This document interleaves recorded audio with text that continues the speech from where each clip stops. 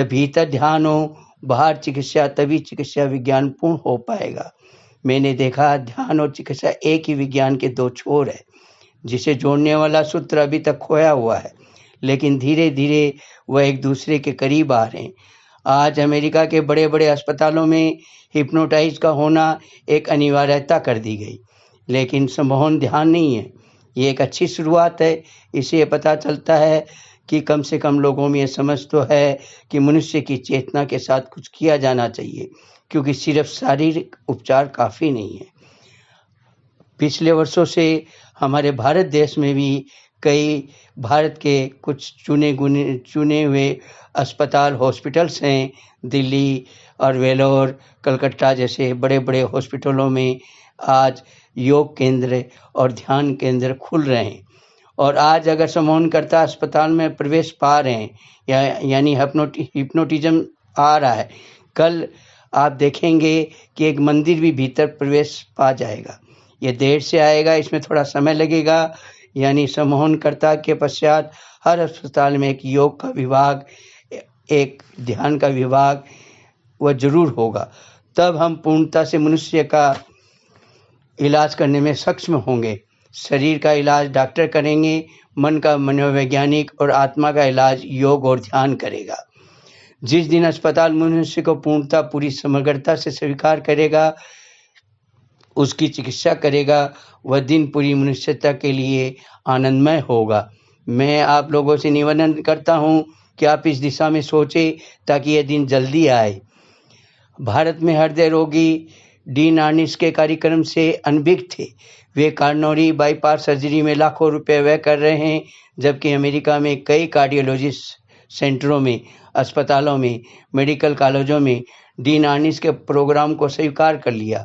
कई बड़े-बड़े कार्डियोलॉजिस्ट के में इससे व्यापार में भी फर्क पड़ा, लेकिन एक मनुष्य जाति को एक नई चीज मिली, एक नई इमारत खड़ने के लिए स्वास्थ्य की एक नया प्रयोग मिला। इस पर अध्ययन जारी है। हमारी शुभकामनाएं आर्निस के साथ है।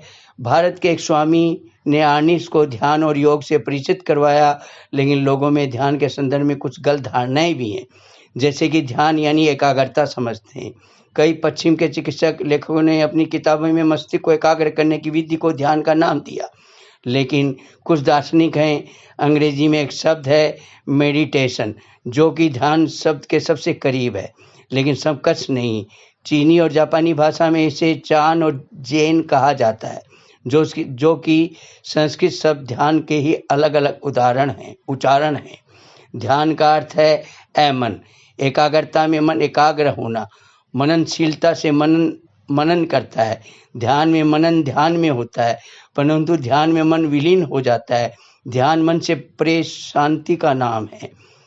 यानी कार्डियोलॉजिस्ट उन लोगों को ये बताते हैं कि आप प्रतिदिन 20 मिनट भी यदि ध्यान करते हैं, जिस विधि से भी आप ध्यान करें, विपश्यना ध्यान करें या कुंडलिनी ध्यान करें या अन्य ध्यान करें, आनापानसति ध्यान करें या जिसमें भी आपकी रुचि है, आप वो ध्यान करेंगे तो आप देखेंगे कि आपको 15-20 दिनों में, महीने के अंदर आपको काफ़ी लाभ होने लगेगा।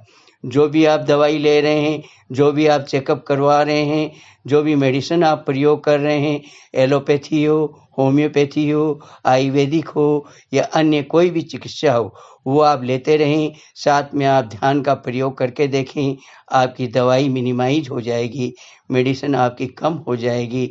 यदि आप चाहते हैं कि इस तरह की वीडियो आने वाले समय में योग से संबंधित, प्राणायाम से संबंधित, ज्योतिष से संबंधित, आपको वास्तु से संबंधित या अन्य कई आयुर्वेद से संबंधित कई तरह की वीडियो इस प्लेटफॉर्म पे आपको सुनने को मिलेगी, जानने को मिलेगी।